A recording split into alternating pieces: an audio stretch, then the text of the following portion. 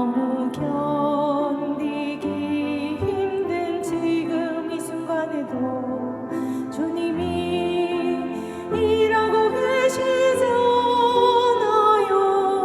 남들은 지쳐 앉아 있을지라도 당신만은 일어서세요. 힘을 내세요. 힘을 내세요. 주님이 손잡고 계시잖아요. 주님의 나와 함께함을 믿는다면 어떤 역경도 이길 수 있잖아요.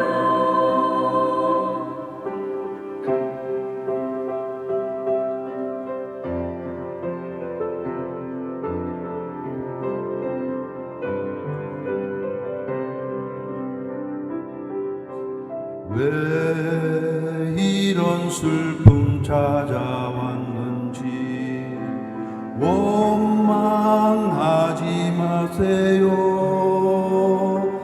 당신은 잃은 것보다 주님께 받은 은혜 더욱 많음에 감사하세요. 너무 견디기 힘든 지금 이 순간에도 주님이 일하고 계시잖아요. 남들은 지쳐 앉아 있을지라도 당신만은 일어서세요. 힘을 내세요. 힘을 내세요. 주님이 손잡고 계시잖아요.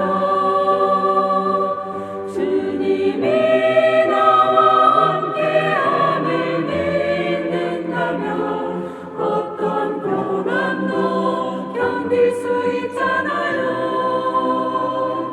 힘을 내세요. 힘을 내세요. 주님이 손잡고 계시잖아요.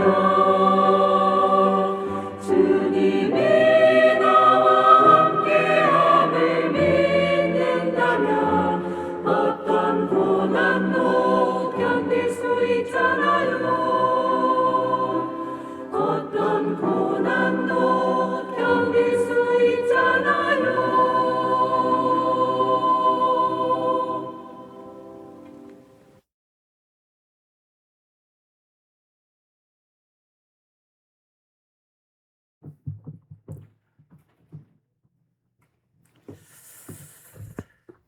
좋은 아침이죠? 네, 감사합니다. 우리 삶에 고난이 있어도 힘을 내세요. 주님이 손잡고 계십니다. 함께 기도하시겠습니다.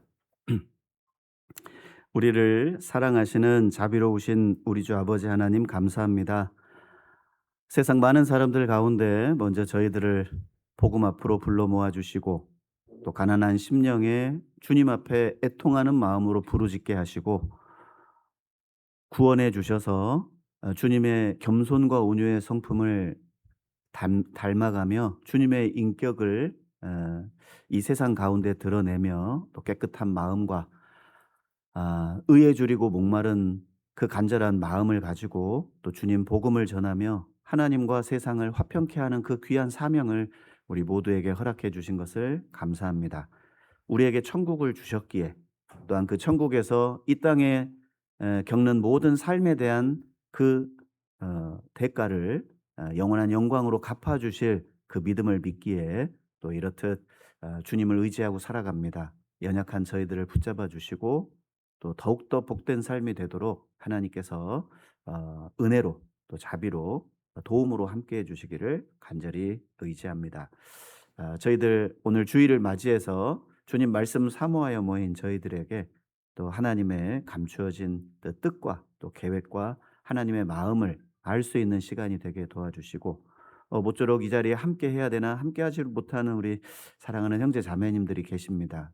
특별히 우리 박영택 어르신 주님께서 수술 이후에 또 치유하는 과정에 계십니다. 주님께서 함께해 주시고 또 지금 또 수술을 앞두고 있는 또 우리 그 어머니 자매님 또 주님께서 순적하게 그 수술이 이루어질 수 있도록 하나님께서 함께해 주시고 또 치유의 손길로 함께해 주옵소서. 혹 마음이 아프고 또 심령의 고난 가운데 계시는 그 모든 분들 주님께서 그 마음을 위로해 주시고 치유해 주셔서 하루속히 복음과 함께 또 주님의 축복된 삶을 누릴 수 있도록 그 발걸음을 인도해 주시옵소서. 지금 하계 수양회가 2차 수양회 복음이 전해지고 있습니다. 주님께서 그 가운데서 함께 하셔서 그 말씀을 듣는 모든 영혼들, 특별히 우리 유원숙 자매님 어머니 김민수 어머니 꼭 복음을 통해서 구원 확증할 수 있도록 주님께서 은혜와 자비를 베풀어 주시옵소서.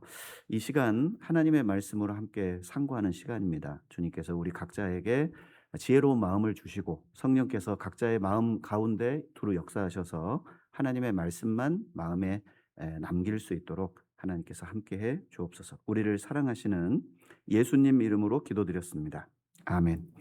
네, 함께 마태복음 5장 1절을 찾겠습니다.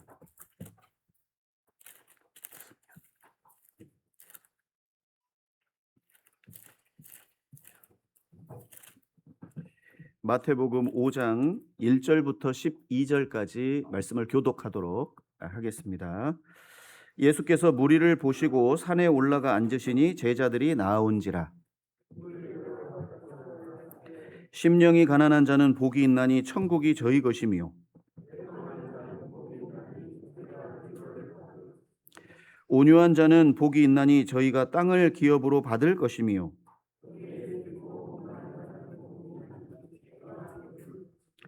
긍휼히 여기는 자는 복이 있나니 저희가 긍휼히 여김을 받을 것이며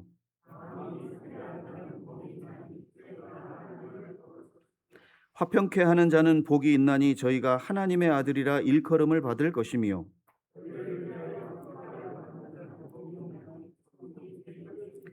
나를 인하여 너희를 욕하고 핍박하고 거짓으로 너희를 거스려 모든 악한 말을 할 때에는 너희에게 복이 있나니 기뻐하고 즐거워하라. 하늘에서 너희의 상이 큼이라. 너희 전에 있던 선지자들을 이같이 핍박하였느니라. 1차 수양회 잘 다녀왔습니다. 지금 기도에도 말씀드린 것처럼 지금 김민수 어머니 지금 첫날만 말씀 듣고 가신다고 하셨는데 계속 지금 끝까지 복음 말씀 듣고 계십니다. 상담은 극구 거부하고 계신다고.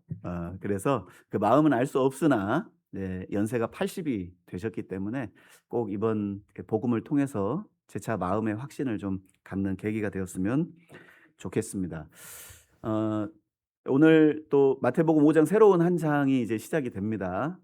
복으로 이제 시작이 되는데 다들 아시다시피 마태복음 5장, 6장, 7장은 예수께서 산에서 주신 보배로운 교훈이다라는 제목을 붙여서 산상수훈 혹은 산상보훈 뭐 이런 이제 표현을 쓰기도 합니다. 사람이 어떻게 해서 하나님의 자녀가 되는지, 그리고 하나님의 자녀가 된 사람은 어떻게 살아야 하는지,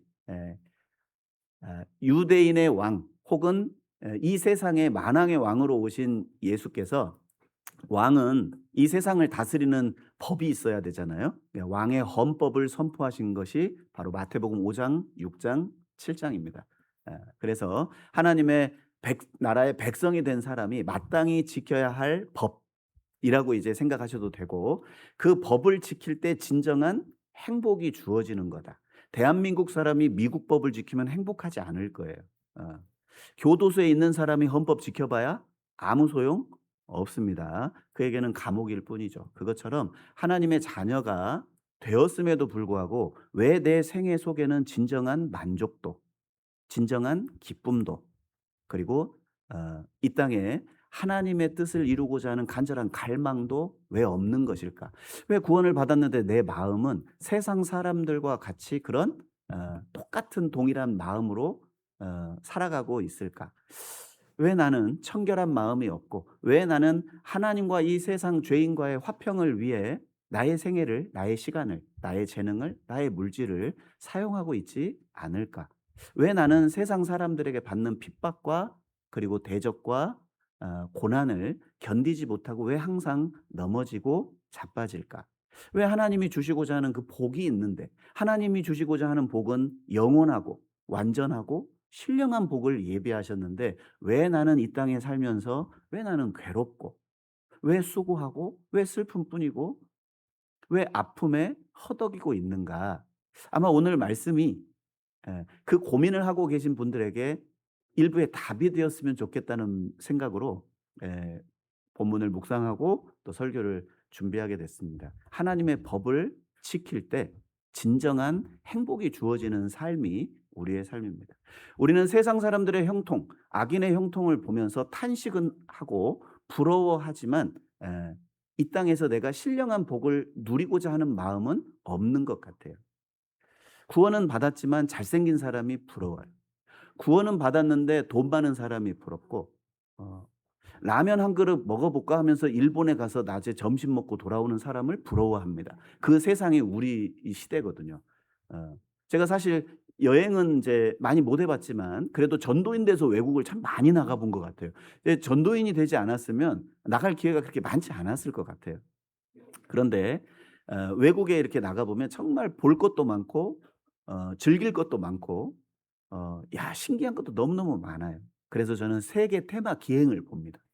직접 가지는 못하지만 여행 그 가이드가 자세하게 설명해 주는 모습을 보면서 이 저주받은 이 땅도 저렇게 아름다운데 하나님이 예비하신 영원하고 완전한 천국은 얼마나 아름다울까? 그 생각을 문득 하다가요. 드라마를 보는데 배우가 딱 나오는 거예요. 잘생긴 배우, 예쁜 배우가 나옵니다. 그런 생각을 해봤습니다. 이 저주받은 이 땅에서의 저 외모도 이뻐 보이는데 우리가 신령한 부활의 몸을 입을 때는 얼마나 아름다울까. 정말 저 잠시 잠깐뿐인 저 30대, 40대, 50대가 지나버리면 그 풀의 꽃과 같이 시들어버릴 그 영광을 위해 꾸미고 바르고 쑤시고 집어넣고 막 이러고 살잖아요.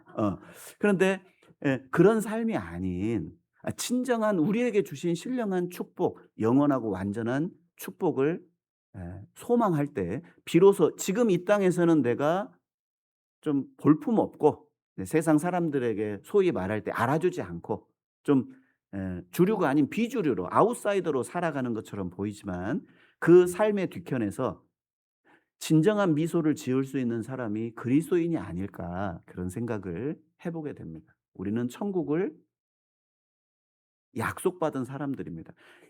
그 약속받은 그 천국을 내가 이 땅에서 누릴 수 있는 방법을 예수께서 잠시 누릴 수 있는 방법을 우리에게 제시해 준 복이 바로 여기 본문에 나와 있는 8복 혹은 7복이라고, 이렇게 죄송합니다. 7복하면 사람 이름이 생각이 나는 것 같아서 다행히 우리 교회에는 7복이라는 이름이 없어서 다행이긴 합니다. 그런데 사실 7복도 맞고 8복도 맞습니다. 사실 이제 복 있는 자는 해가지고 복이 있나니 이렇게 계속 반복되잖아요. 총 8번 나오기는 합니다. 그런데 첫 번째 복과 마지막 8번째 복은 동일한 복이에요. 천국이 저희 것입니다. 그래서 아마 첫 번째 복부터 7번째 복까지 소유한 사람은 이 땅에서, 이 세상에서는 반드시 핍박을 받게 될 거다. 왜요? 가치관이 달라요. 그러니까 이 세상 사람들은 물질을 소유하는 걸 복이라고 생각합니다. 이 땅에서 남들보다 좀 더 오래 사는 걸 복이라고 하고, 남들보다 조금 더 누리고 즐기고 기뻐하고 소유가 늘고 명예가 올라가는 걸 복이라고 생각하잖아요. 이제 그 사람들과 그것과 전혀 상관없이 마음의 천국이 이루어지고 앞으로 내가 갈 천국, 아브라함, 이삭, 야곱에게 약속하셨던 그 천성, 이 땅에 돌아갈 곳이, 돌아갈 그 고향을 사모했다면 그들은 돌아갈 수 있었으려니와 그들이 바라보는 소망은 이 땅에 있는 곳이 아니라 하나님이 예비하신 저 하늘의 성이라고 히브리서 11장 13절 이하에는 아브라함의 믿음, 이삭의 믿음, 야곱의 믿음을 거론하고 있습니다. 야곱은 자기의 소유가 느는 것으로 기뻐하지 않았습니다. 이삭 또한 자기의 소유가 100배 늘어도 그것으로 기뻐하지 않았습니다. 야곱도 20년간 외삼촌에게 속아 넘어가면서 그 죽도록 고생했지만 아무것도 없었지만 그것으로 그의 인생을 무너뜨릴 수 없었습니다. 왜냐하면 하늘에 있는 천성을 바라봤기 때문이거든요. 가치관이 전혀 다릅니다. 그러니까 이 세상 사람들과 서로 다른 법을 가지고, 이 세상 사람들은 이 세상의 법을 조차 삽니다. 그리스도인은 하나님의 법을 추구하고 삽니다. 그러니까 법 자체가 다르고 가치관이 다르기 때문에 충돌할 수밖에 없어요. 그리고 그 법을 전하고자 할 때 세상에 강한 어떤 그 대적 그리고 반발을 사게 됩니다. 그게 핍박으로 드러나거든요. 그 핍박을 받을 때, 비록 7가지 복을 받고 그 7가지 복에 순종하며 살 때 반드시 세상의 핍박을 받지만, 그러나 그것도 복된 삶이다. 왜? 하늘에서 너희의 상이 크다고 말씀하셨습니다. 앞서 언급해 드렸죠. 여러분, 세상 사람들은요, 조금만 남보다 소유가 늘면 그것으로 만족합니다. 남들보다 좀 인물이 좋으면 교만해지기 쉽고, 그리고 그것으로 만족하고 살아요. 남들보다 좀 더 높은 위치에 올라가면 그것이 행복이라고 생각합니다. 그러나 그들도 결국 죽어요. 화무 11홍, 권불 10년 화무 11홍. 어떤 권력도 10년 이상 가는 권력 없고, 아무리 뛰어난 외모라도 반드시 젊음이 지나가면 시들게 마련입니다. 이사야 40장에 그 이사야 선지자가 했던 그 노래를 잘 들어보세요. 사람은 풀과 같다. 인생은 풀과 같고 그의 영화로움은 풀의 꽃과 같다. 뜨거운 바람이 불면 꽃이 떨어져 그 모양의 아름다움이 없어진다. 야고보는 그 말씀을 인용해서 우리의 젊음, 우리의 영화로움을 그렇게 이야기하고 있습니다. 그러니 세상 사람들은 결국 모든 인생을 살고 나서 허무할 뿐이에요. 소유가 늘어도 허무하고, 인물이 좋아도 허무하고요, 건강해도 허무한 인생이다. 솔로몬은 그것을 자신의 전도서에 기록해 놨어요. 헛되고 헛되며 헛되고 헛되니 모든 것이 헛되도다. 사람이 해 아래에서 수고하는 모든 수고가 자기에게 무엇이 유익한고. 솔로몬은 그 사실을 깨닫기 전 잘생겼겠죠? 아마 흠모할 만한 인물이 있었을 거예요. 재산도 많았어요. 태어났더니 오리지널 금수저예요. 아버지가 임금이에요. 그리고 자기를 하나님이 사랑하는데 왜 사랑하는지 잘 몰라요. 하나님의 사랑을 받은 여디디아, 솔로몬의 태명이 여디디아입니다. 하나님께 사랑을 받은 자라는 뜻이거든요. 영문을 몰랐어요. 그래서 자기에게 주어진 모든 여건을 최대한 활용해서 어떻게 하면 이 세상에서 복을 누릴까 고민하고 살았던 사람이 솔로몬입니다. 그런 인생도 허무하다는 거예요. 그러니까 지금 눈빛을 보니까 아직도 세상의 미련을 가지고 심령이 부요한 사람들이 지금 보여요. 내가 뭔가 해볼 끼다. 내가 이 세상에서 뭔가 이루어 볼 끼다. 내가 세상에 돈 버는 이유는 양악하려고 한다. 뭐 이런 분들 야망이 보여요. 제가 내가 좀 더 높은 위치, 내가 좀 더 나은 삶을, 내가 좀 더 넓은 아파트 평수, 내가 좀 더 좋은 차, 물론 빚 내서 지금도 살 수 있어요. 그런데 그 빚을 갚으려고 아등바등 살면서 가족들과 한번 제대로 여행도 제대로 식사도 못하면서 인생을 보내게 될 거예요. 그 빚을 다 갚았다. 그것이 내 소유가 되냐? 그렇지 않습니다. 솔로몬이 이야기합니다. 자기 아들 르호보암을 보니까 답답한 거예요. 자기는 지혜로워서 아버지가 물려준 통일 왕국을 유지했고 더 영화롭게 만들었고 더 살기 좋은 나라를 만들었는데 아들 꼬락서니 보니까 지혜가 없어요. 큰일 났겠죠? 전도서에 그렇게 기록합니다. 야, 내가 아무리 지혜가 출중하고 내가 정말 훌륭하게 나라를 꾸렸고 재물을 많이 쌓았어도 그 후대에 물려줄 그 후손이 제대로 못한다면 그때 어떻게 되겠냐, 그것이. 남의 것이 된다고 얘기합니다. 말 그대로 르호보암은 나라를 빼앗겨 버립니다. 여로보암에게 나라 절반을 빼앗기잖아요. 10개 지파를 빼앗겨 버리거든요. 소용없다는 거예요. 그러니까 정신 차려야 됩니다. 사실 여기 기록된 이 복의 내용을 다루기 전에 제가 오늘 딱 2번으로 이 본문 끝내려고 했거든요. 안 될 것 같아요. 하다 보니까 제가 지금 설교 내용 시작도 못했습니다. 서문을 하면서 시간이 다 가서 설교를 다 듣기가 좀 힘드신 분이면 이완 목사님의 저서 그리스도인의 행복에 대한 책이 아주 자세히 나와 있습니다.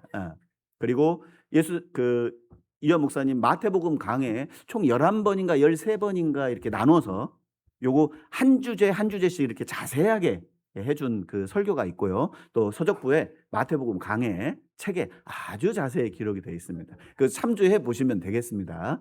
저는 이 시간 그 내용보다는 실제적으로 그 내용을 우리의 삶 속에 적용하는 방법에 대해서 고민해보고 같이 이 시간 생각해보는 그런 시간이 되었으면 해서 이 설교의 본문을 정해봤습니다. 제가 설교하는 것보다 훨 낫습니다.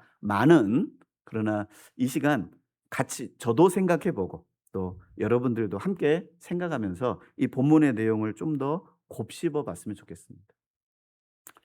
제가 드릴 말씀은 이제 제가 샛길로 좀 빠졌다가 제대로 길을 찾아서 돌아오겠습니다. 자, 세상 사람들의 복은 사자성어에도 나와 있죠. 세옹지마, 전화, 위복. 그 두 고사성어의 의미는 바로 좋은 날도 있지만 이제 나쁜 날도 있다는 거예요.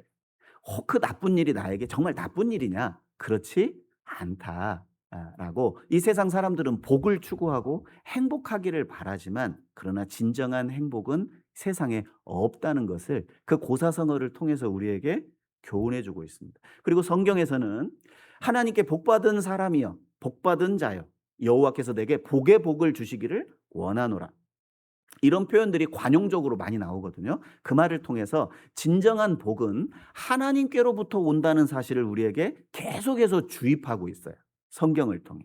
그런데 우리는 그 복을 전혀 감을 잡지 못하고 재산이 많은 걸 복이라고 생각하고 인물이 좋은 걸 복이라고 생각하고 좋은 환경과 배경을 갖고 있는 걸 복이라고 생각합니다. 그러니까 관심이 없는 거예요. 하나님이 주시고자 하는 복에는 관심이 없어요. 누가복음 12장에 그 어리석은 부자도 그랬습니다. 어리석은 자야, 오늘 밤에 내 영혼을 도로 찾으리니 그러면 내가 예비한 것이 네 것이 되겠느냐. 바로 자기를 위하여 재물을 쌓아두고 하나님께 대하여 부요치 못한 자, 그 사람이 심령이 부자인 사람입니다. 여러분, 이 세상에 부자가 사실 심령의 부자인 사람도 많아요. 그렇죠? 실 대부분 재산이 많은 사람이 부자입니다. 그 심령도 부자예요. 교만해요. 인물이 저처럼 잘생긴 사람들이 교만하기 쉽습니다. 교만하기 쉬워요. 조심해야 됩니다. 임순 자매님 웃지 마세요. 조심하셔야 됩니다. 위험합니다. 위험해요. 소유가 많거나 인물이 좋거나 사장님이거나, 이양희 자매님 교만하기 쉽습니다. 사장님 됐으니까. 사회적인 지위, 인물, 소유로 인해서요 사람이 높아질 수밖에 없고 교만할 수밖에 없어요. 마음이 부자입니다. 여러분, 솔직히 세상에서는 다 부자입니다. 지금 현재 그 사람이 가졌냐 못 가졌냐 배웠냐 못 배웠냐를 떠나서 있잖아요. 세상 모든 사람은 하나님과 등진 인생은 전부 마음이 부자예요. 자기 생각, 자기 계획, 자기 고집 절대 꺾지 않습니다. 여러분, 하나님 앞에 진짜 마음이 심령이 부자인 사람이 누구냐? 말씀을 듣고도요 회개하지 않아요. 여러분, 그 사람이 가장 큰 부자입니다. 마치 누가복음 12장에 자기를 위해서 사는 인생, 그 사람이 부자예요. 성경에서 말할 때 심령이 부요한 사람입니다. 그런데 하나님은 세상에서 가난한 자를 택하사 믿음에 부요케 하신다는 말씀처럼 실제 가난한 사람은 심령도 가난할 가능성이 커요. 대부분 가난해. 통장에 10억 있는 분 손 한번 들어보세요. 한 5억은 있어요? 5억 가지고 서울 가봐야 집 못 구해요. 그 안강이나 되니까 그 부자라고 이야기하지, 서울 가면 그 어디 명함도 못 내밉니다. 그 돈으로는. 실제 15년 전에 서울에서 설문조사를 했는데 행복이 뭐냐? 40% 이상이 돈이다. 이렇게 대답을 했어요. 그러면 또 묻습니다. 그럼 어느 정도 돈을 가지고 있으면 행복하겠냐? 20억이었어요. 평균 20억. 왜? 집 한 채 살 돈이에요. 서울에서 그 돈이. 우리나라 중산층이라고 혹시 생각하시는 분 계실 거예요. 손 안 들으셔도 됩니다. 저도 중산층이라고 생각했어요. 예전에. 나 정도 직장 생활하고 나 정도 벌고 살면 중산층이지. 신문에서 딱 봤는데요. 중산층이 어떤 사람이냐? 월급 700만 원 이상이에요. 중산층이요. 그때 당시에 제가 직장 생활할 때. 서울에 집이 있어야 돼요. 24평. 2000cc 자동차가 있어야 됩니다. 자기 소유로. 안 되는 분 허다할 거예요. 여러분, 우리는 생활보호 대상자입니다. 그 사람들 비하면. 가난한 사람들이에요. 그렇게 버틸 필요 없어요. 하나님 앞에 막 자기 고집 세우고 하나님이 명령했으면 순종하는 게 복인데 계속 버티다가 계속해서 하나님 복을 누리지 못하고 스스로 불행하게 사는 인생들, 구원받은 사람들 중에도 많습니다. 오늘은 바로 내게 주어진 복이 어떤 복인지 새삼 일깨워 보고 내가 삐뚤어진 내 인생의 삶 첫 단추부터 끌어서 다시 제대로 한번 끼워보는 기회가 되기를 바라는 마음에서 이 말씀을 좀 상고해 봤으면 좋겠습니다. 반면 성경에서 말하는 복은요, 이런 복입니다. 복 있는 사람은 여호와의 율법을 즐거워하는 사람이다. 복 있는 사람은 하나님을 가까이 하는 사람이다. 복 있는 사람은 여호와의 행사에 완전한 의를 행하는 사람이다. 제가 시편에 나와 있는 복을 언급해 드렸습니다. 구약 시대로 넘어가 보면 신명기 28장 잘 아시죠? 전도 집회 때 나오는 1절부터 14절까지는 7가지의 복을 쭉 설명해 주십니다. 너희가 나가도 복을 받고 들어와도 복을 받고 집안에 있어도 복을 받고 너희 우양이 복을 받고 떡반죽 그릇이 복을 받고 복 받는 이야기가 계속 나와요. 조건이 있어요. 순종하면. 너희가 내 말에 순종하면 너희가 이런 복을 받게 될 거예요. 자, 반대로 15절 이하의 아주 긴 내용으로 저주를 선포하셨습니다. 그 저주가 뭐예요? 불순종하면.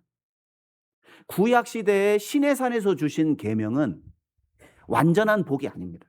내가 순종했을 때만 주어지는 복이었어요. 그런데 놀랍게도 신약 시대에 예수께서 축복산이라고 불려지기도 하고 팔복산이라고 불려지는 그 산에서 복을 선포하셨는데 그 복은 완전한 복, 신령한 복, 영원한 복이에요. 시내산은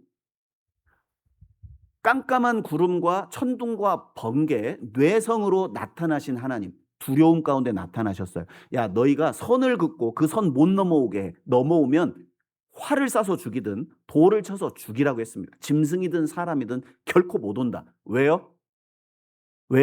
바로 사람, 죄가 있는 죄인은 반드시 거룩하신 하나님 앞에 나올 수 없다는 걸 보여주시는 상징적인 모습입니다. 그런데 예수님이 산에 올르셔서 복을 선포하실 때 나왔던 사람들이 1절에 나옵니다. 무리들이 나왔어요. 그리고 제자들이 나왔습니다. 그 무리들 안에는 패역한 사람은 없었을 거예요.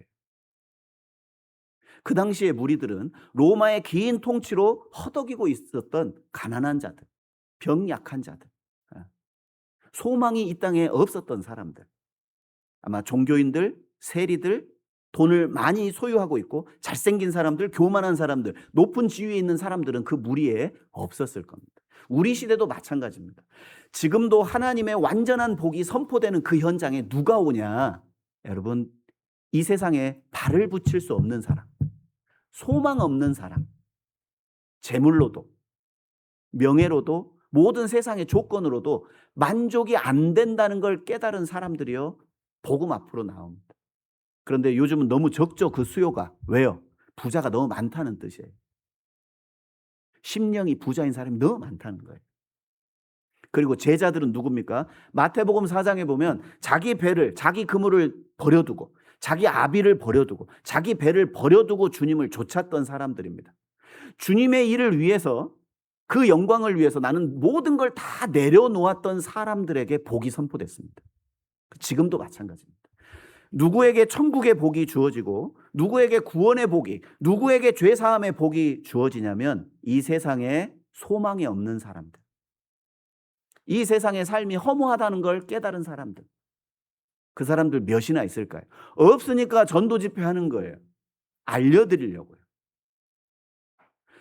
자기는 영원히 살 것처럼 방향을 잃고 목적을 상실하고 사는 인생들에게 당신은 반드시 죽음이 찾아옵니다. 그리고 그 죽음 이후에 하나님의 심판이 기다리고 있습니다. 당신에겐 소망이 없어요. 당신이 100년을 살든 200년을 살든 반드시 한 번은 죽게 돼 있습니다.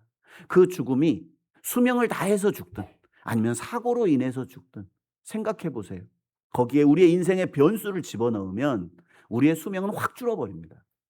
사고나 재난이나 질병, 그 모든 것이 내 인생에 끼어들어오면, 여러분 지금 평균 50세로 제가 한번 계산해 보겠습니다. 여기 50세 이하인 분은 좀 50년 남았다고 가정하고, 그리고 50세 이상은 30년 남았다고 제가 드릴게요. 기분 나쁘면 저도 어쩔 수 없어요. 그게 이제 평균 수명이니까. 자, 그런데 내가 예를 들어서 30년 남았다. 저를 가정해서 제가 말씀드려 보겠습니다. 30년 남았다. 아이고, 이제 좀 살만하겠구나. 그게 아니에요. 지금까지는 그래도 잘 살았을지 몰라요. 그런데 앞으로 무슨 일이 벌어질지 우리는 아무도 몰라요.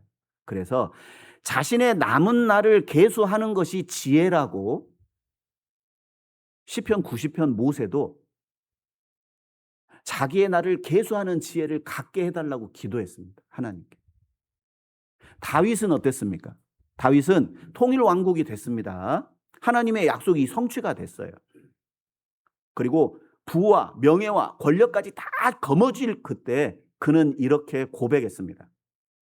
나의 여호와여, 나의 연한과 나의 어떠함을 알게 하사 나로 나의 연약함을 알게 하소서. 나의 종말과 연한의 어떠함을 알게 하사 나로 나의 연약함을 알게 하소서. 주께서 나의 날을 손넓이만큼 되게 하셨으며 나의 일생이 주의 앞에는 없는 것 같다.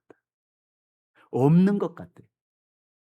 사람마다 그 든든히 선 때에도 진실로 허사뿐이다. 여러분, 다윗은 심령이 가난한 사람이었어요.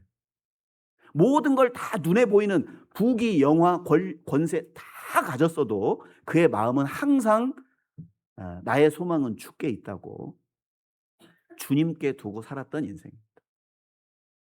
사람들은 헛된 일에 분유하고 그 재물을 쌓지만 그 재물을 누가 취할는지 알지 못한다. 주여 내가 무엇을 바라리요? 나의 소망은 주께 있나이다. 여러분, 그 다윗이 훌륭한 왕이 되고 훌륭한 인물이 된 이유는 심령이 가난했기 때문입니다. 그가 받은 복을 한번 세어보십시오. 시편 31편에 다윗은 말합니다. 주께서 내게 베푸신 은혜, 그리고 지금도 쌓아두신 그 은혜, 여호와를 두려워하는 자에게 주시는 복이라고, 은혜라고 설명하고 있어요. 한번 이 구절은 찾아보겠습니다. 시편 31편 보겠습니다. 시편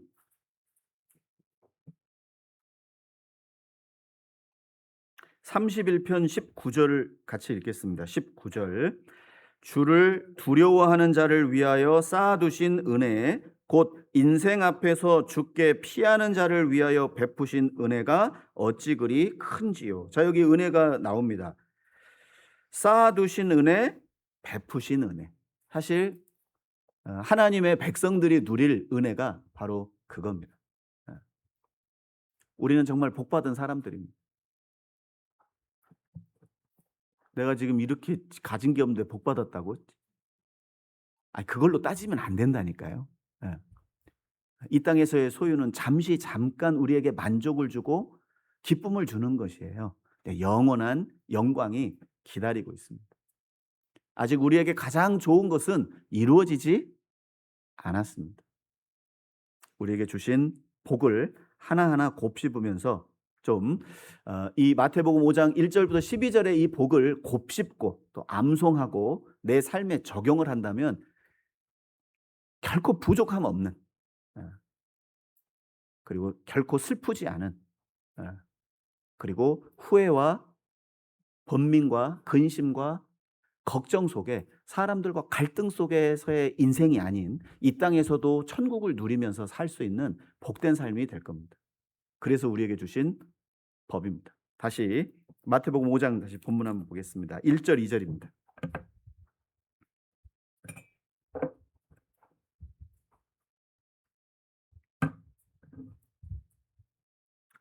1절 예수께서 무리를 보시고 산에 올라가 앉으시니 제자들이 나아온지라 입을 열어 가르쳐 가라사대. 자, 예수께서 공생애를 시작하시면서 첫 번째 공적인 설교를 주제를 정하실 때 무슨 주제를 정했냐? 아마도 성경에서 가장 중요한 주제였을 거예요. 그건 복에 대한 주제였습니다. 사실 성경 전체를 요약하면 하나님의 복입니다. 창조하실 때에도 6일째 되던 날 사람을 창조하셨잖아요. 창세기 1장 28절에 하나님께서 사람을 창조하시고요, 그들에게 복을 주시며 가라사대 그랬습니다. 생육하고 번성하여 땅에 충만하라. 인간에게 사명을 주실 때 그 사명 주시기 전에 먼저 선포하신 게 복입니다. 저희에게 복을 주시며 가라사대 그랬거든요. 가장 먼저 주신 게 복이에요. 그러니까 하나님은 모든 피조물, 그리고 특히 그중에 인간에게 무엇을 주시길 원하냐? 복을 주시기를 원하세요. 그런데 인간이 그 복을 걷어찼습니다. 아담과 하와가 순종 대신 불순종을 취함으로 인해서 그 복이 깨져버렸어요. 그러니까 그 복을 회복하기 위해서 하나님께서 인류의 역사를 이렇게 장구한 역사를 펼쳐 오신 거예요. 아담과 하와가 불순종함으로 해서 먹는 날 정령 죽으리라. 사실 그냥 인생에게 죽음이라는 저주를 내리면 되잖아요. 그런데 왜 하필이면 하나님은 모든 피조물을 저주하고 이 땅을 저주하셨을까? 처음에는 참 이해가 안 됐습니다. 인간이 죄를 지었는데. 그건 왜 그러냐면 바로 하나님과 같은 영광을 우리에게 주시는 게 최종 목적인데 그 목적을 인간 스스로 범죄함으로 걷어차 버린 거예요. 그러니까 하나님은 그들에게 그냥 영광을 말씀으로 주실 수가 없어요. 왜? 자신의 거룩한 성품 때문에요. 의로운 성품 때문에 그게 안 됩니다. 그래서 하나님은 그들에게 영광을 주시기 전 그들이 깼던 그 복을 회복시킬 필요가 있었던 거예요. 노아 시대에도 방주로 구원을 받은 그의 가족들에게 하나님이 선포하십니다. 창세기 9장에 그 노아와 세 아들에게 복을 주시며 가라사대 생육하고 번성하여 땅에 충만하라. 그들에게도 복을 명하셨어요. 그런데 그들이 복을 걷어찼습니다. 바벨탑을 쌓고 하나님을 대적하고 흩어지고 하나님을 대항하는, 하나님 없는 세상을 만들려다가 결국에 하나님에게 또 심판을 받고 언어가 나뉘고 땅이 나뉘고 민족이 나뉘어버리는 그런 심판을 받게 됩니다. 하나님은 아브라함 한 사람을 택해서 복을 약속해 주십니다. 너로 인해서 땅에 있는 모든 족속이 복을 받게 될 거다. 예외 없이. 그런데 그 아브라함과 이삭, 이삭과 야곱, 야곱의 12아들의 그 이야기가 창세기에 기록되잖아요. 그때부터 이스라엘의 모든 역사는 바로 순종과 불순종의 역사입니다. 스스로 그 복을 걷어찬 사람들의 일생이 성경에 기록되어 있고 그들이 받은 저주가 기록되어 있어요. 그 복을 붙잡았고 복을 누렸던 사람들의 이야기가 소수지만 성경에 기록되어 있어요. 성경은 복에 대한 이야기입니다.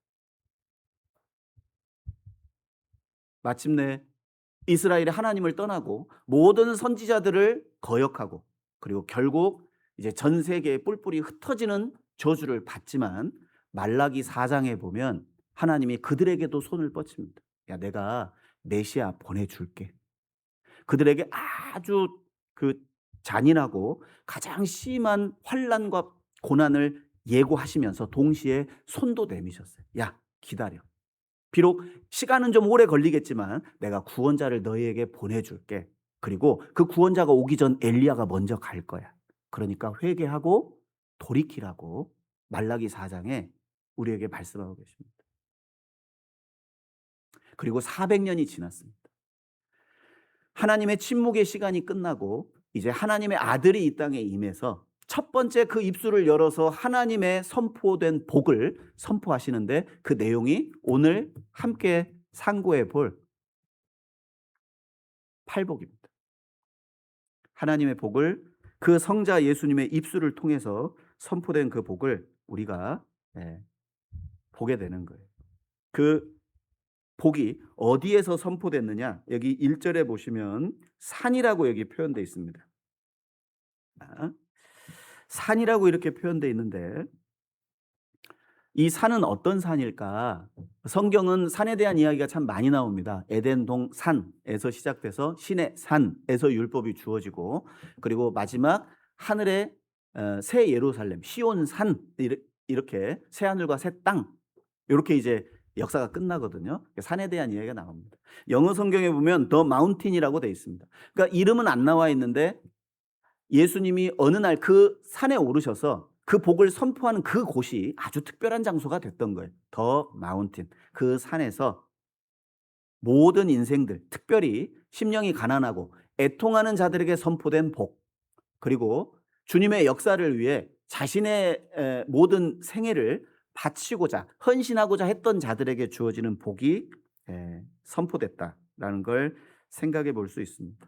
그래서 원어를 해석해 보면 여기 3절 보세요. 심령이 가난한 자는 복이 있나니 천국이 저희 것이며 그랬는데요. 원어 성경에 보면 너희는 복 있는 자들이다. 왜냐하면 천국을 소유했기 때문이다. 이렇게 순서가 돼 있어요. 우리말 번역으로는 이렇게 됐지만 원어의 순서는 정반대로 되어 있습니다. 이미 복이 선포된 복을 지금 설명하고 있거든요. 그래서 천국을 소유하는 사람은 누구냐? 바로 심령이 가난한 자들.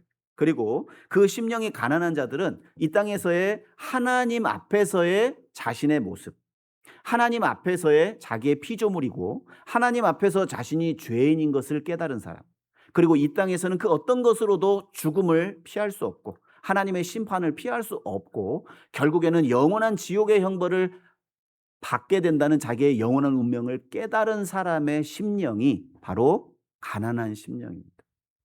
그리고 그 가난한 심령을 소유한 사람이 뭐를 하게 돼요? 애통하게 됩니다. 통회하게 하고, 그리고 자기의 삶을 뉘우치고 돌이키고 결국 하나님께 나아가고자 하는 마음을 갖게 되는 거예요. 그래서 첫 번째 복과 두 번째 복은 바로 우리 각자 자신의 현재의 마음 상태를 설명하고 있습니다. 어떤 사람에게 하나님의 복이 주어지냐, 구원의 복을 말하는 거죠. 그리고 세 번째 복부터는 바로 하나님의 백성이 된 사람이 갖춰야 할 인격을 설명하고 있습니다. 즉 심령이 가난하고 애통해서 하나님의 사랑과 구원을 받은 사람은 바로 그 마음은 바깥으로 드러나야 된다는 뜻이에요. 그것이 온유입니다. 온유라는 건 단지 친절하고 부드럽고 착한 말투나 행동이 아니에요. 물론 그것도 일부이긴 하지만, 그러나 성경에서 말하는 온유는 절제되고 통제되고 훈련된 성품을 말합니다. 심령이 가난한 사람, 그리고 애통하는 사람은 구원을 받은 이후에도 계속해서 심령이 가난합니다. 왜요? 나 같은 죄인이 없거든. 여러분, 그건 구원받을 때만 깨닫는 게 아니에요. 구원받은 이후에도 계속 매일 깨달아야 됩니다. 나보다 못한 사람은 세상에 아주 없습니다. 왜냐? 나는 내 마음을 들여다보지만 남의 마음은 못 들여다보기 때문에 그래요. 그 사람은 겸손할 수밖에 없습니다. 매일매일의 삶 속에서 내 마음에서 올라오는 죄, 내 삶에서 드러나는 연약함을 보고 애통하는 사람은 온유하게 돼 있습니다. 세상 사람들 비판하고 판단할 자격 자체가 없거든요. 그래서 그 사람은 잘 용납합니다. 잘 용서하고. 왜요? 이해하거든요. 용서하고 용납하고 관용하고 품어주고 덮어주는 그 사람, 그 성품이 온유입니다. 자세히 4절로 들어가면 그 말씀을 좀 드려보도록 하겠습니다. 자, 그렇다면 성경에서 구체적으로 언급된 그 예수님의 선포된 그 복을 하나하나 살펴보기 전에 세상에서 우리가 하나님께서 선포하신 그 복의 성격이 어떤 성격이냐, 예를 들어서 하나 찾아보겠습니다. 로마서 8장 한번 보겠습니다. 로마서 8장 28절입니다.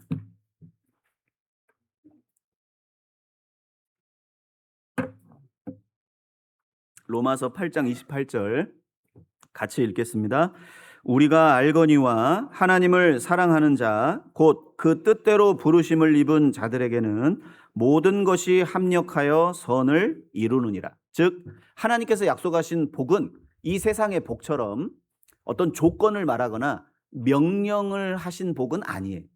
자, 구약의 복처럼 순종하면 복을 주겠다라고 하는 조건을 걸었다면 사람들은 무절제와 욕망과 또 이 세상에 살아가는 모든 사람들이 무한 경쟁 속에 이 땅은 지옥이 될 거예요. 그래서 하나님은 모든 조건을 다 상쇄시켰습니다. 상쇄시키고 이 땅에서의 복은 뭐냐? 하나님과의 관계 속에서 주어지는 것이다. 조건이 아니에요. 명령이 아닌 하나님과의 관계 속에서 주어지는 복입니다. 그리고 인생을 왜 사세요? 그러면 사람들은 행복하기 위해서요. 행복을 목적으로 삼거든요. 그리스도인은 행복이 시작이지 목적이 아니에요. 이미 행복한 사람이에요. 성도들은. 왜? 모든 것이 합력하여 선을 이루시는 하나님이 내 길을 정하시고 나와 함께 하시고 내게 작정된 것을 다 이루시는 분이기 때문에 그렇습니다. 자, 아브라함을 한번 예로 들어볼게요. 아브라함은 그 땅을 약속받고 우르에서 나와서 가나안 땅에 갔습니다. 그런데 아브라함과 그의 자손들에게 땅이 주어졌냐? 한 평도 없었어요. 자기 땅. 아브라함은 믿었던 거예요. 믿고 그 땅에서 살았습니다. 온유한 자는 복이 있나니 땅을 기업으로 얻는다고 말씀하셨잖아요. 땅을 기업으로 얻게 될 거다. 지금은 내 땅이 없어도 앞으로 그 약속이 반드시 내 자손을 통해 이루어질 것을 아브라함은 믿었던 거예요. 그래서 온유할 수 있었습니다. 이삭도 온유할 수 있었어요. 이삭은 아비멜렉이 쫓아와서 7번이나 장소를 이동합니다. 창세기 26장에 보면 그냥 가는 곳마다 쫓아와서 우물 파놓으면 짓거라고 하고 우물 파놓으면 짓거라고 하고 그러는 거예요. 결국에 도착한 곳이 어디냐? 브엘세바예요. 약속의 샘이 있는 곳. 약속의 땅에 도착합니다. 이삭은 단지 싸우기 싫어서 내가 약해서 내가 부드러워서 피했던 것뿐이에요. 그런데 어느 날 눈을 떠보니까 약속의 땅에 도착돼 있었던 거예요. 바로 이삭도 온유한 사람이 땅을 차지하는 정확한 모델을 우리에게 제시하고 있는 겁니다. 그것이 온유입니다. 이 땅에서는 손해보는 것 같아요. 롯이 삼촌, 나는 삼촌의 제안을 듣습니다. 아브라함은요, 그 땅 약속받았죠? 하나님께 약속받은 땅이죠. 자기 권리를 주장할 수도 있었어요. 왜냐하면 조카니까. 그런데 전혀 자기에게 어떤 피해가 오고 어떤 경제적인 피해, 물질적인 손해가 올 수 있음에도 불구하고 자기의 권리를 포기해버렸습니다. 야, 너가 우하면 내가 좌하고 네가 좌하면 내가 우할게. 네가 정해. 결국 그 온유한 성품이 어디에서 나왔냐? 바로 하나님의 약속입니다. 너가 섰는 그곳에서 동서남북을 한번 쳐다봐라. 네가 밟는 그 모든 땅을 너의 소유로 내가 주겠다. 너와 너의 자손에게 주겠다. 결국 아브라함은 그걸 보고 죽었습니까? 못 보고 죽었습니까? 못 보고 죽었습니다. 결국 그 몇 년이죠? 400년이 훨씬 지나서야 여호수아 때 그것이 이루어진 거예요. 온유는 바로 거기에서 나오는 겁니다. 우리의 행복은 실제로 소유나 조건이나 환경이 아니에요. 어떤 그 지혜자가 이런 말을 남겼습니다. 누가 가난한 사람이고 누가 부자일까? 많이 가진 사람이 부자고 적게 가진 사람이 가난한 사람이라고 세상 사람들은 생각합니다. 실상은 그렇지 않습니다. 스스로 자신이 가진 것에 만족하지 못하는 그 사람은 오히려 이 세상에서는 가난한 사람이고, 반면 이미 많은 걸 소유했다고 생각하는 사람은 더 이상 바랄 것이 없기 때문에 그 사람이 부자인 사람입니다. 하나님께 대하여 부요한 사람, 그 사람이 누굽니까? 하나님으로 만족하는 사람이에요. 여러분, 하나님께 소망을 두지 않고 하나님께 만족하지 않은 사람은 어떻게 되냐? 가시로 찔립니다. 돈을 사랑함이 일만 악의 뿌리가 된다. 일만 악의 뿌리가 된다. 한번 찾아보겠습니다. 디모데전서입니다. 디모데전서 6장입니다. 우리 시대에 이 세상에서 복을 추구하고 하는 사람, 심령이 부자인 사람의 특징이 여기에 나와 있습니다. 디모데전서 6장 6절부터 제가 읽어보겠습니다. 그러나 지족하는 마음이 있으면 경건이 큰 이익이 되느니라. 우리가 세상에 아무것도 가지고 온 것이 없음에 또한 아무것도 가지고 가지 못하리니 우리가 먹을 것과 입을 것이 있은즉 족한 줄로 알 것이니라. 사실 인생이 피곤한 이유는 더 가지려는 욕심 때문이에요. 더 맛있는 거, 더 좀 많이 뭐 무한리필 가면 많이 먹을 수 있어요. 값싸게. 많이 먹는 건 아니고 좀 더 큰 집, 좀 더거든요. 좀 더. 여러분 성경에서 그 좀 더가 우리의 인생을 갉아먹고 있는 거예요. 좀 더 눕자, 좀 더 자자. 게으름이 우리의 인생을 갉아먹는 거고요. 좀 더 갖자, 좀 더 올라가자. 여러분 좀 더라는 그 욕망과 욕심이 우리의 인생을 불행하게 만드는 거라니까요. 여러분 좀 더 해서 그걸 누릴 수 있다? 그러면 하죠. 해도 가치가 있으면. 그런데 이 세상에는 일시적인 만족일 뿐이라는 거. 그걸 소유하고 나면 더 큰 허공이 내 마음속에 발견될 뿐입니다. 9절입니다. 부하려 하는 자들은 시험과 올무와 여러 가지 어리석고 해로운 정욕에 떨어지나니. 잘 지켜보세요. 우리 주변에 실물 교훈이 많습니다. 잘 보세요. 난 저렇게 되면 안 된다. 교훈을 삼아야 됩니다. 다윗이 사울을 보고 교훈을 삼았듯이 여러분 정말 지혜로운 신앙생활은 잘하는 사람들만 보고 배우는 게 아니에요. 내 주변에 덕이 되지 않는 모습도 우리에게 교훈이 됩니다. 얼마나 위험한 인생인지 한번 보세요. 시험과 올무, 여러 가지 어리석고 해로운 정욕에 떨어집니다.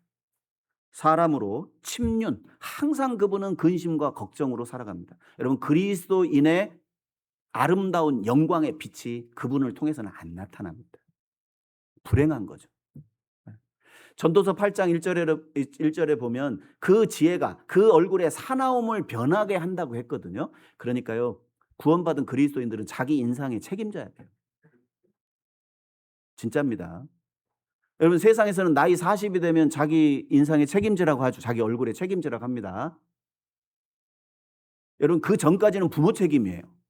그 전까지는. 그런데 40 이후에는요, 본인 책임입니다. 진짜 그렇습니다. 여러분 40 전까지는 그 사람 인물이 좋네 안 좋네 이런 표현 쓰잖아요. 40이 넘어가면 그런 의미 필요 없어요. 그런 뭐 잘생기고 못생기고 그 의미가 없습니다. 참 인상 좋다. 참 푸근해 보이고 참 인자해 보인다. 온유해 보인다.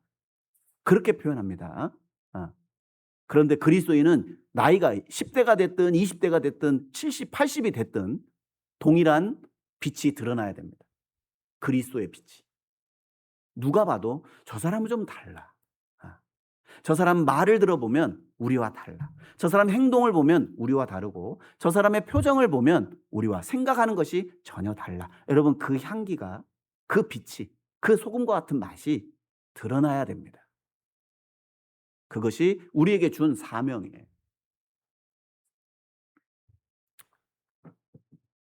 그런데 그와 반대로 살게 되면 어떻게 되냐? 왜 그럼 그렇게 되냐? 10절입니다. 돈을 사랑함이 일만하게 뿌리가 되나니 이것을 사모하는 자들. 여러분 돈을 성경에서는 금기시하지 않습니다. 돈은 범사에 유용합니다. 잘 써야 됩니다. 불의의 제물로 친구를 사귀어야 됩니다. 그런데 문제는 사모하는 게 문제예요. 돈을 소중히 생각하고 돈을 아끼고 그리고 돈을 잘 사용하는 건 중요한 일입니다. 잘 관리해야죠. 하지만 돈을 사랑하는 것, 사모하는 것이 인생을 꼬이게 만드는 거예요. 심령이 부자인 사람이 누굽니까? 바로 이 세상이 목적인 사람이에요. 소유가 목적인 사람입니다. 이 땅에서 성공이 목적인 사람, 이 땅에서 좀 더 나은 인생, 좀 더 오래 살고자 하는 마음, 여러분 그것이 심령이 부자인 사람이에요. 그 사람들을 경계하셔야 됩니다. 전염병처럼 번지거든요. 17절입니다. 네가 이 세대의 부한자들을 명하여 마음을 높이지 말고 정함이 없는 재물에 소망을 두지 말고, 같이 읽겠습니다. 오직 우리에게 모든 것을 후히 주사 누리게 하시는 하나님께 두며 선한 일을 행하고 선한 사업에 부하고 나눠주기를 좋아하며 동정하는 자가 되게 하라. 여러분, 우리는 하나님을 사랑하고 이웃을 사랑하도록 부르심 받은 사람들입니다. 이웃에게 고통을 주기 위해 부르심 받은 사람이 아니에요. 그러니까 나의 말과 행동과 생각과 삶의 방식이 세상 사람들은 고사하고 구원받은 사람들은 고사하고 세상 사람들에게까지 그 영향을 끼쳐서는 절대 안 됩니다. 경계하셔야 됩니다. 조심하셔야 됩니다. 왜냐하면 우리는 한 지체이기 때문에 그렇습니다. 우리 교회는 하나입니다. 담임 목사 한 사람 잘한다고 될 문제도 아니고요. 나 한 사람 신앙이 남들보다 좀 독특하다, 특출나다 해서 교회가 성장한다? 절대 그런 거 없습니다. 오히려 그 모습은 부자연스러운 모습입니다. 교회는 몸입니다. 왼팔이 길고 오른팔 짧으면 죄송합니다. 병신입니다. 세상에서는 그렇게 이야기합니다. 우리 교회가 그렇게 해서 되겠습니까? 머리는 이따만한데 몸은 작아요. 그런 경우는 없습니다.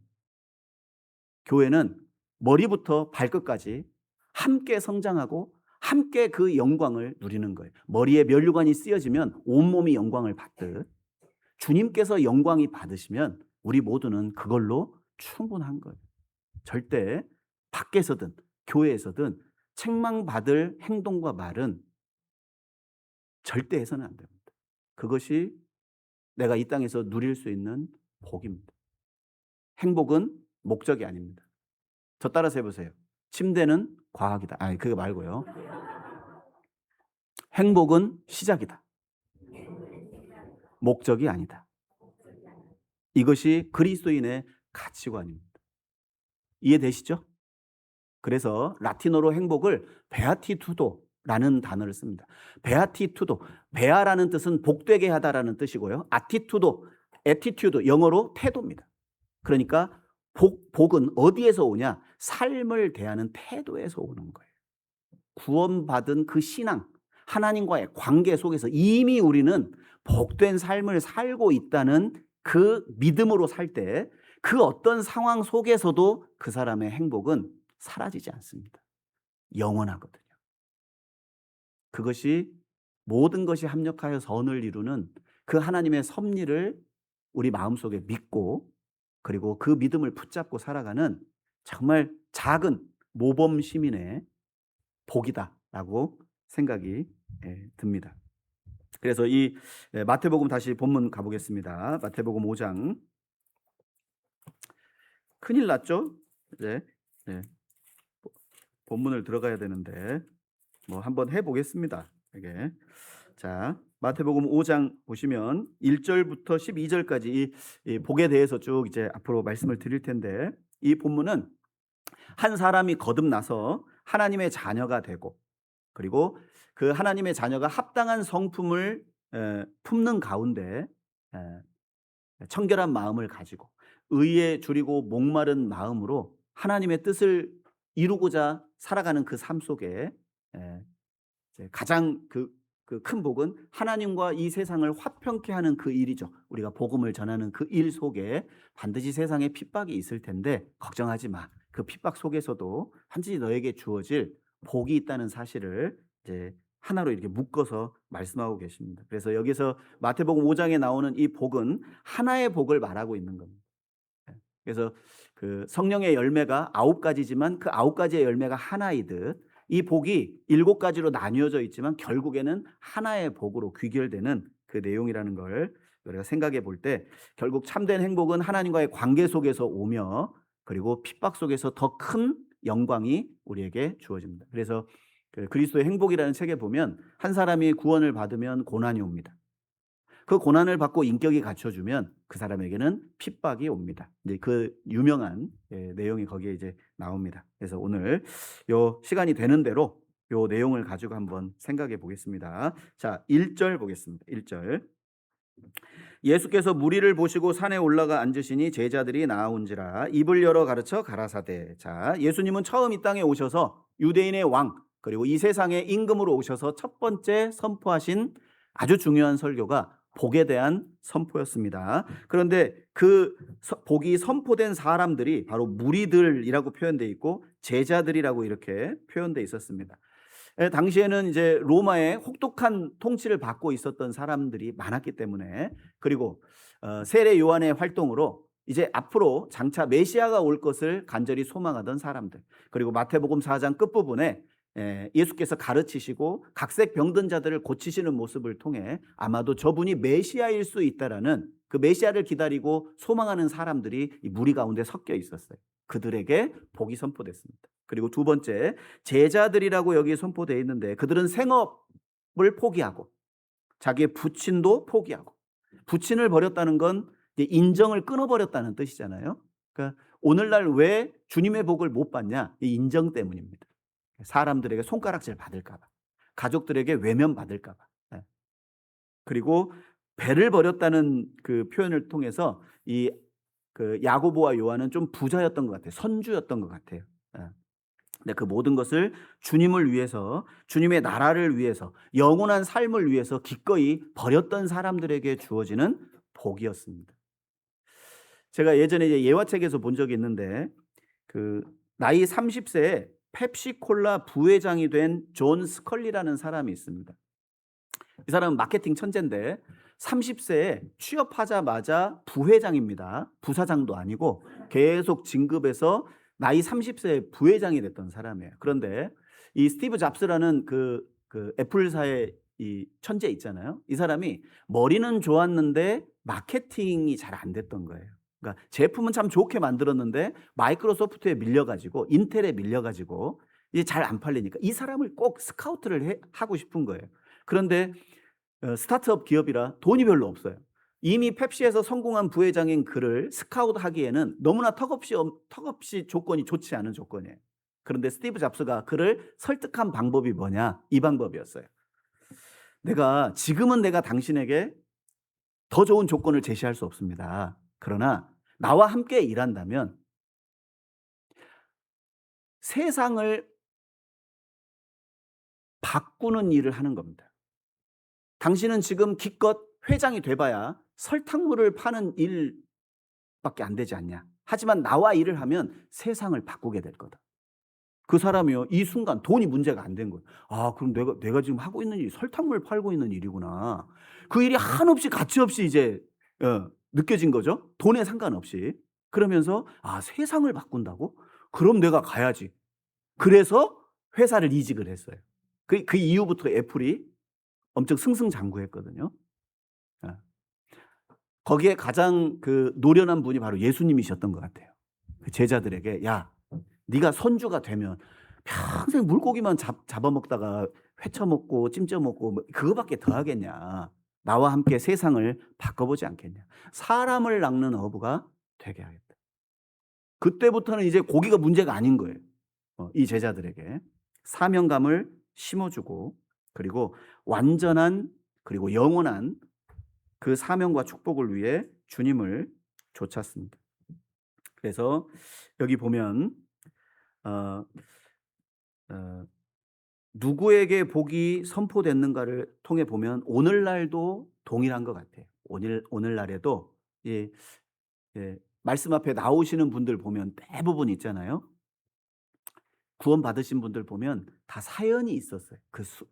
그때로 되돌아가 보면 인생에서 정말 깊은 골짜기를 지날 때, 정말 괴롭고 힘들 때, 저도 제가 구원 받을 때 당시를 회고해 보면 제가 지금까지 살아온 인생 중에 제일 힘들었었던 때입니다. 물론 결혼 생활 하면서도 거기에 버금가는 힘든 일이 있었지만 그것보다 힘들지는 않았거든요. 다 우여곡절이 있었어요. 하나님께서 우리를 하나님의 행복의 삶으로 이끌기 위해 우리의 마음을 계속 낮추시고 가난하게 만드셔서 애통하게 만드신 거예요. 그렇구나. 나를 이곳으로 이끄신 분은 바로 바로 하나님이십니다.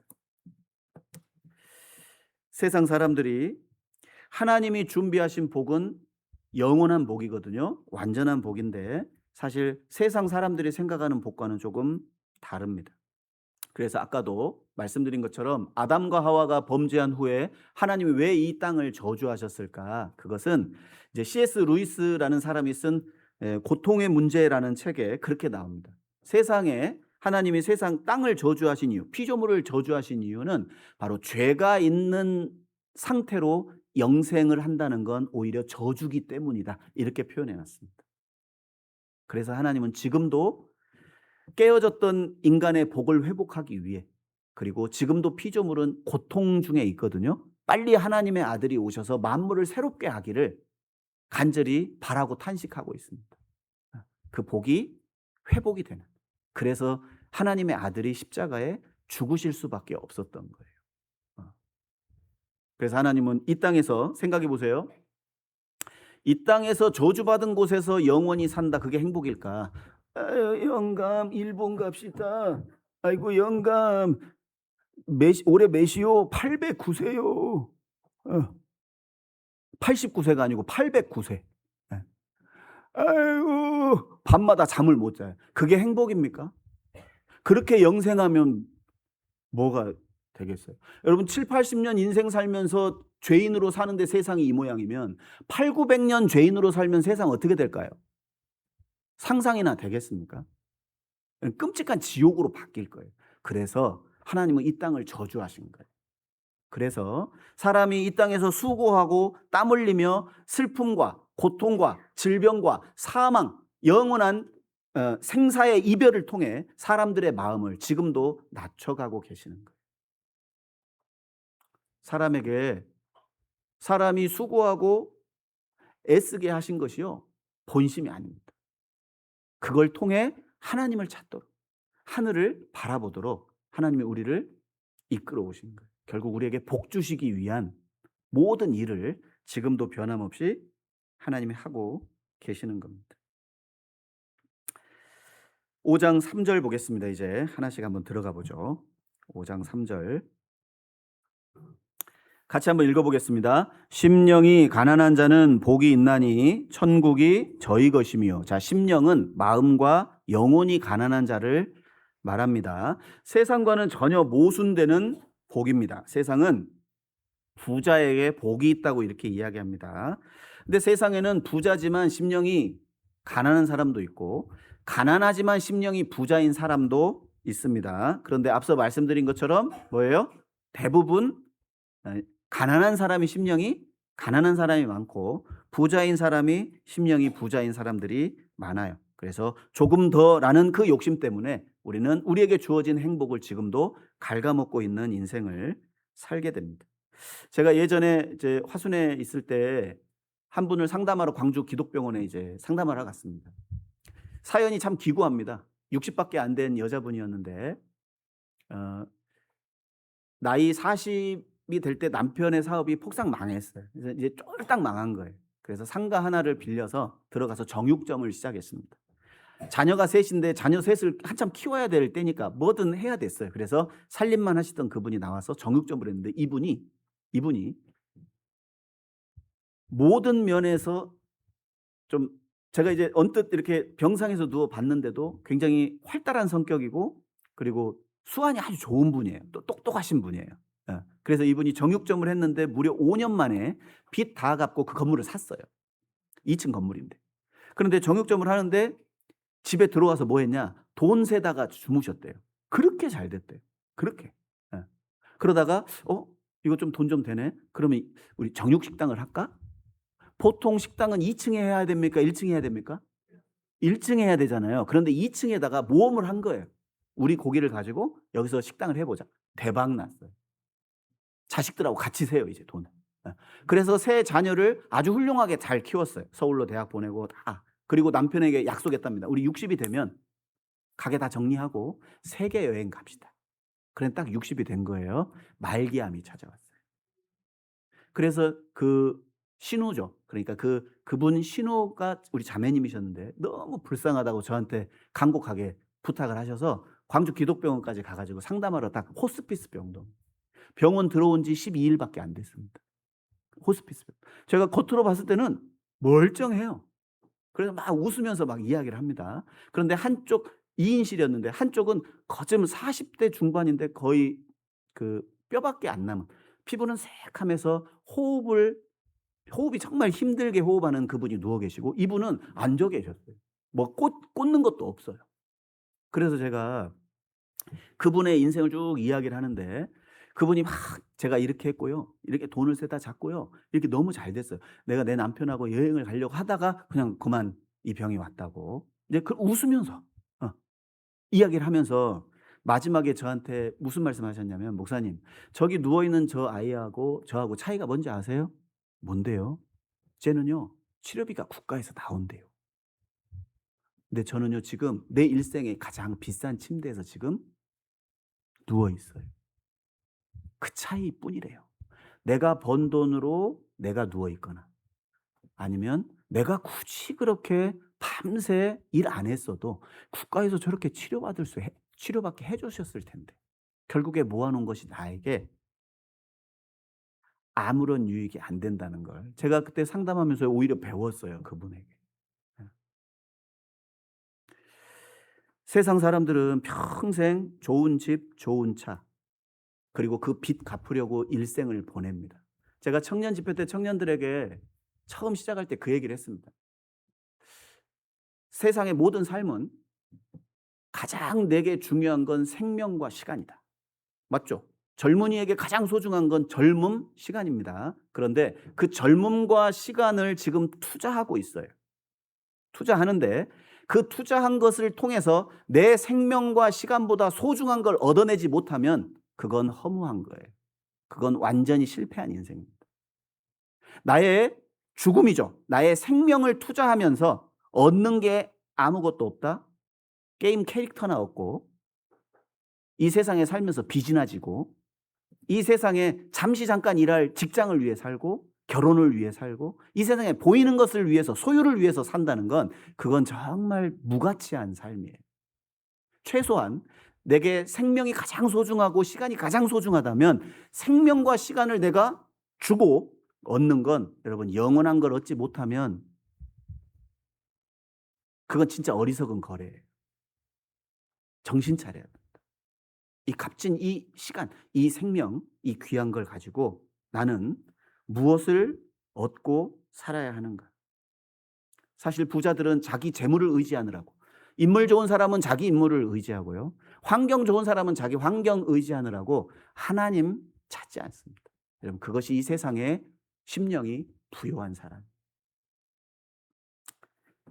그리고 한번 보겠습니다. 여기 5장 3절에 보면 심령이 가난한 자는 복이 있나니 천국이 저희 것이미요 그랬습니다. 즉 이 표현을 통해서 천국은 어떤 사람의 노력이나 행위로 얻어지는 것이 아니라는 걸 선포하고 계십니다. 팔복의 모든 복은 다 미래형인데 천국에 관한 복은 현재형으로 기록되어 있어요. 왜?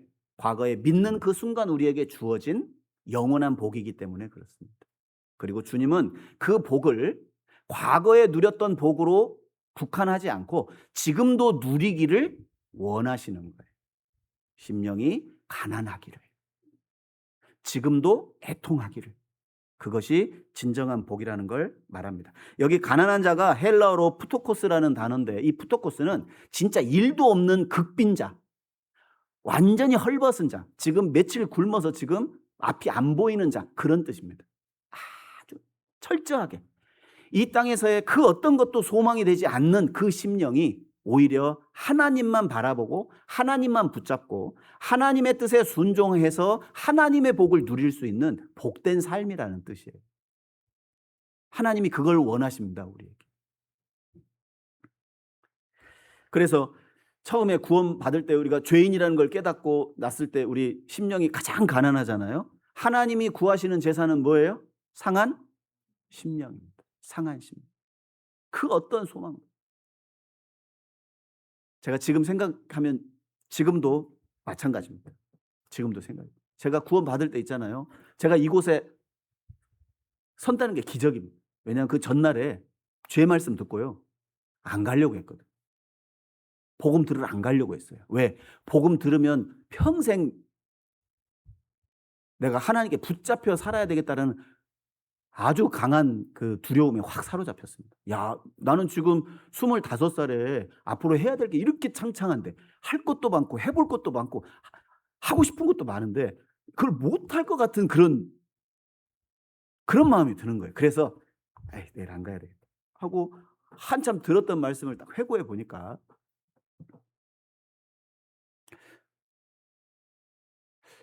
내가 원하고 바라는 걸 다 한들 이 죄 문제를 해결하지 않으면 나는 자유할 수 없구나. 그 어떤 것으로도 행복할 수 없겠구나. 기뻐할 수 없겠구나. 만족할 수 없겠구나. 저는 사실 그 생각이 저를 다음 날 복음을 들으러 가도록 만든 거거든요. 저 회개도 깊이 안 했어요.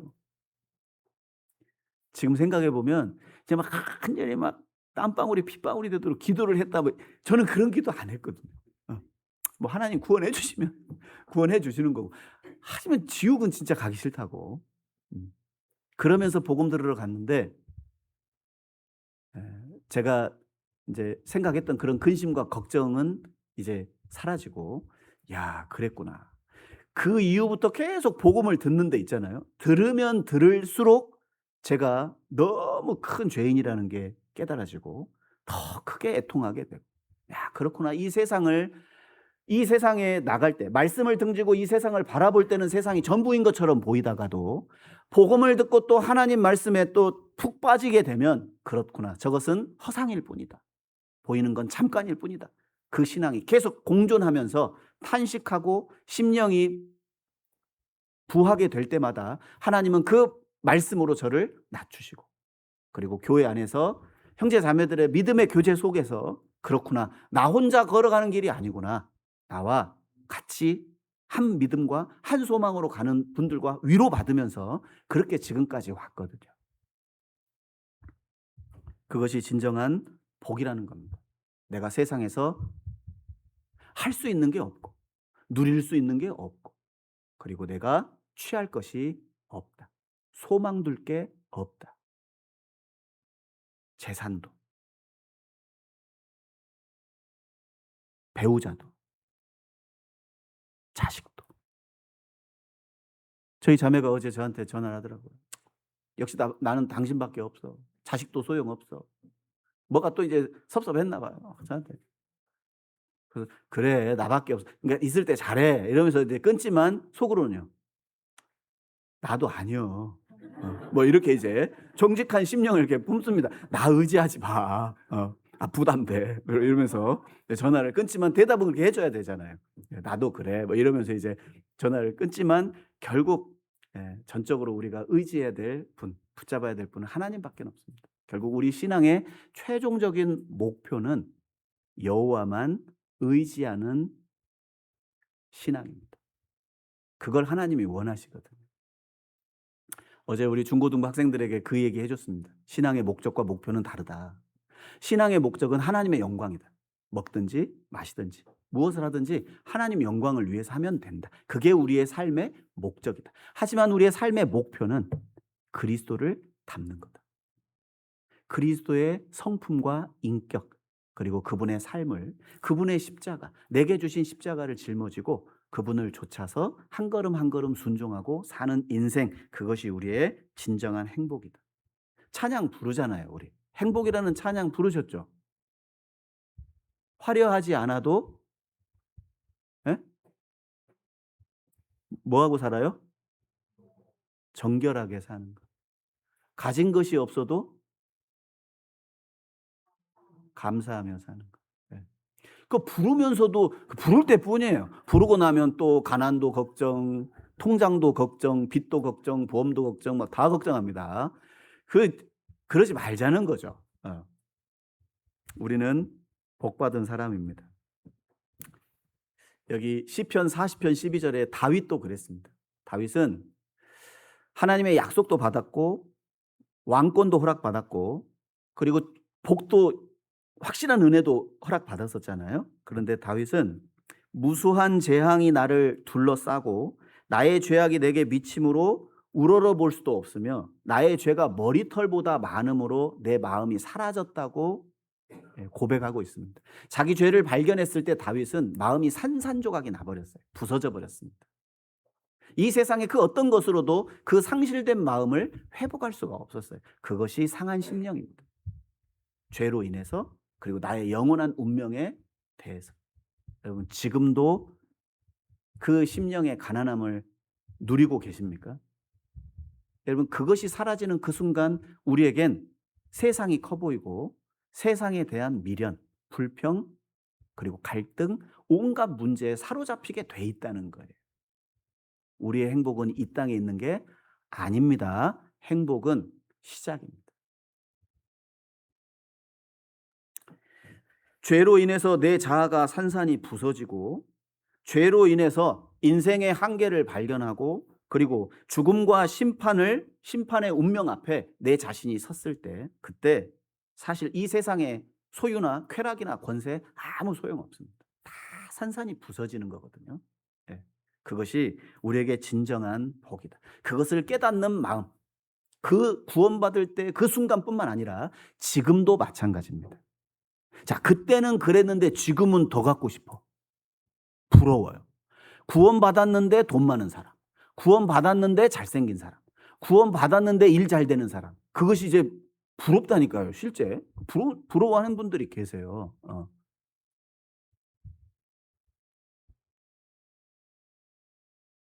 저도 부러워요. 부럽죠. 구원 받았는데도 잘 되면 얼마나 부러워요.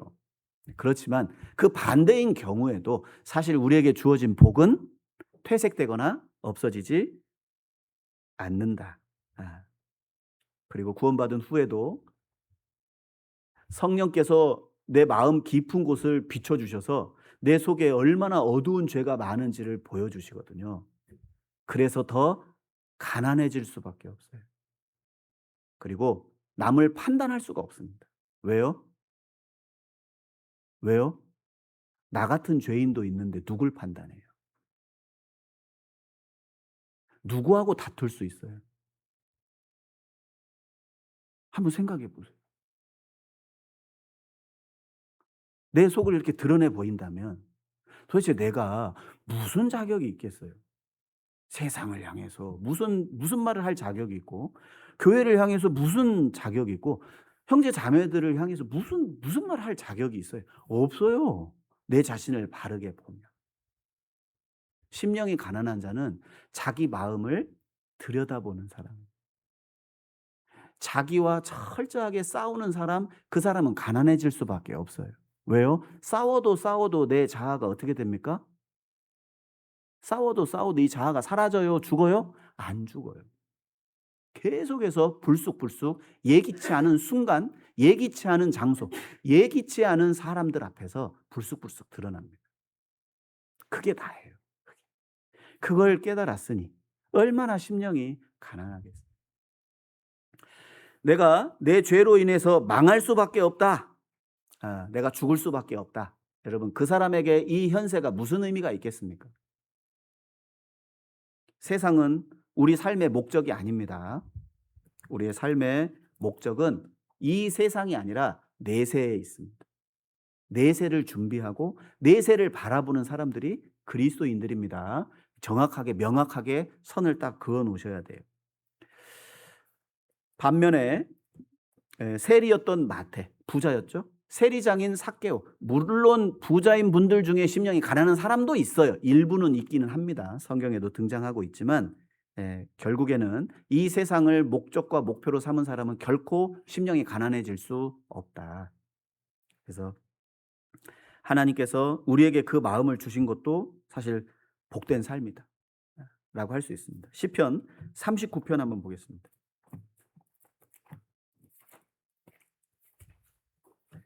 시편 39편 4절부터 제가 읽겠습니다. 4절.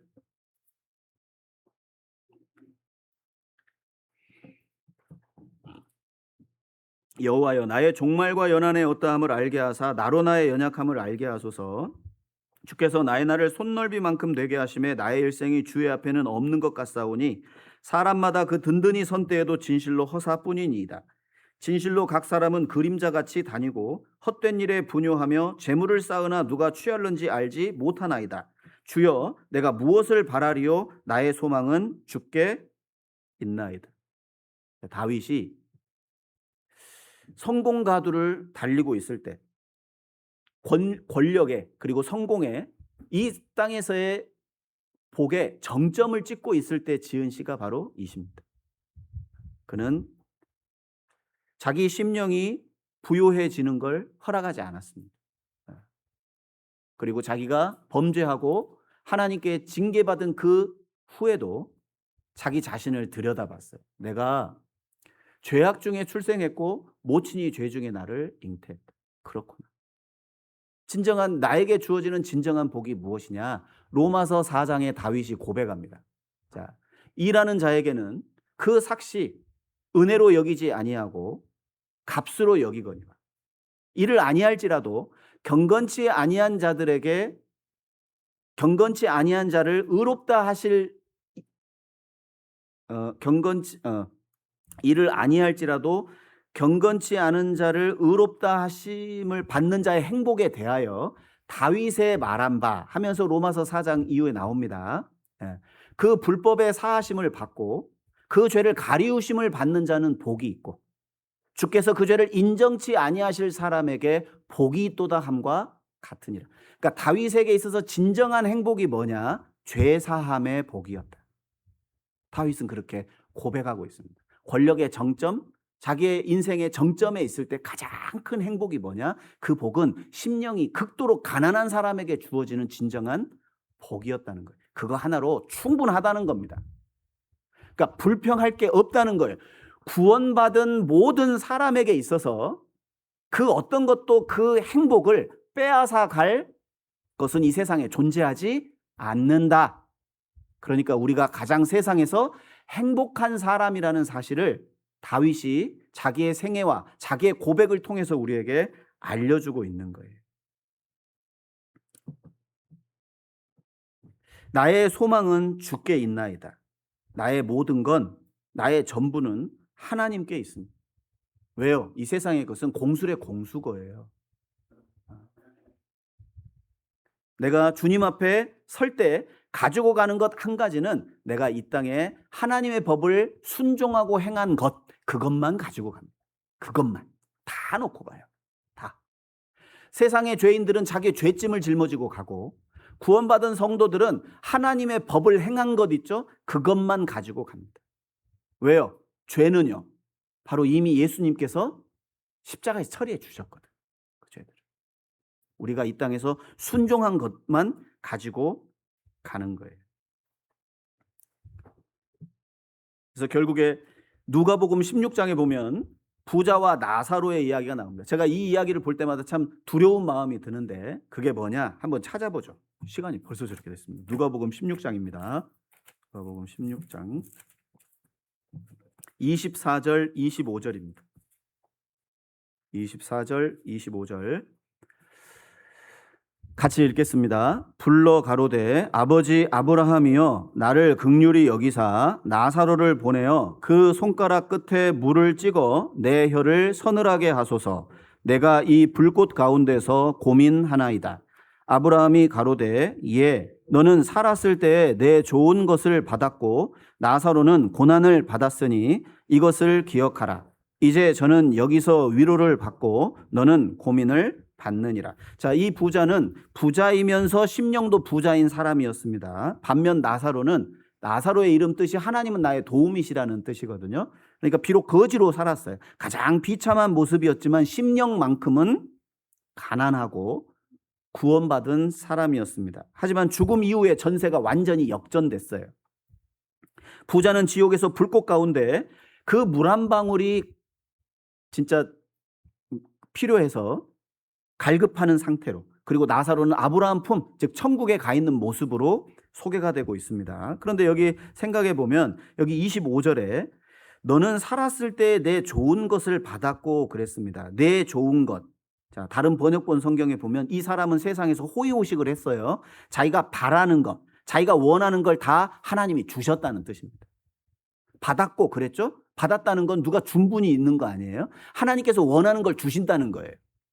그러니까 이 땅에 마음이 부요한 사람은요, 자기가 요구하는 거 다 받습니다. 비록 그 사람이 부자든 가난하든 사실 다 받은 거예요. 하나님께. 결국 자기가 원하는 걸 자기가 받는다는 뜻입니다. 그런데 나사로는 뭘 원했어요? 하나님의 위로를 원했어요. 비록 거지지만. 이 땅에서 잘 먹고 잘 사는, 경제적으로 회복되고 그리고 지위가 높아지기를 원했던 게 아니라 하나님의 위로를 원했고 영원한 것을 원했기 때문에 그것을 얻은 거예요. 그래서 여기 25절에 나사로는 그 세상에서 고난을 받았다. 그런데 이곳에서는 뭘 받는다고요? 위로를 받고 있다고 말씀하고 있습니다. 결국 사람은 자기가 원하는 걸 받는 거예요. 이걸 읽을 때마다 두렵습니다. 과연 내가 무엇을 바라고 있는가? 썩어질 것을 바라고 있지는 않을까? 사람은 심는 대로 거둔다고 말씀하셨는데 육체를 위해서 심는 자, 성령을 위해서 심는 자, 결국 그 모든 것은 뿌린 대로, 심은 대로 거두게 되어 있습니다. 이게 참 두려운 거거든요. 각자가 원하는 것을 받습니다. 사실 우리는 이 세상에서도 행복하고 저 세상에서도 행복하기를 바라는 마음이 있습니다. 그런데 그게 하나님의 법칙이 아닙니다. 하나님의 법칙은 이 땅에서 고난을, 그리고 하나님 앞에 섰을 때 영원한 위로를, 그게 하나님의 법칙이에요. 심령이 가난하십니까? 오늘 말씀 듣고도 심령이 가난해지지 않습니까? 이거 심령이 가난해져야 되겠구나. 요 마음을 좀 품고, 그리고 이 말씀 좀 상고해 보시면서 다음에 또 연결해서 말씀드리도록 하겠습니다. 함께 기도하시겠습니다. 하나님 감사합니다. 우리에게 영원한 축복을 또 허락해 주시고 약속해 주셔서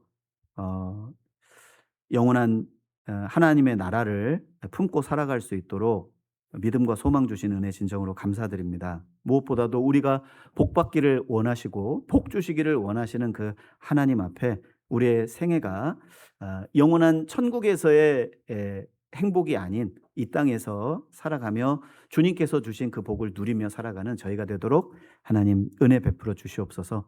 4차 수양회가 이제 수양회를 준비하고 있습니다. 그 준비하는 모든 손길 가운데 하나님 함께 하시고, 또 아직도 마음의 결단을 내리지 못하고 좀 그 뒤로 미루는 분들이 계신다면 주님께서 주시는 그 복, 그 신령한 복을 다시 회복하고, 또 가난한 심령을 통해 또 현재 나의 모습을 주님 앞에 나아가 애통하는 심령으로 위로를 받는 그런 수양회가 되도록 하나님 함께하여 주옵소서. 이후에 모든 시간도 주님께 부탁드리며 우리를 사랑하시는 예수님 이름으로 기도드렸습니다. 아멘.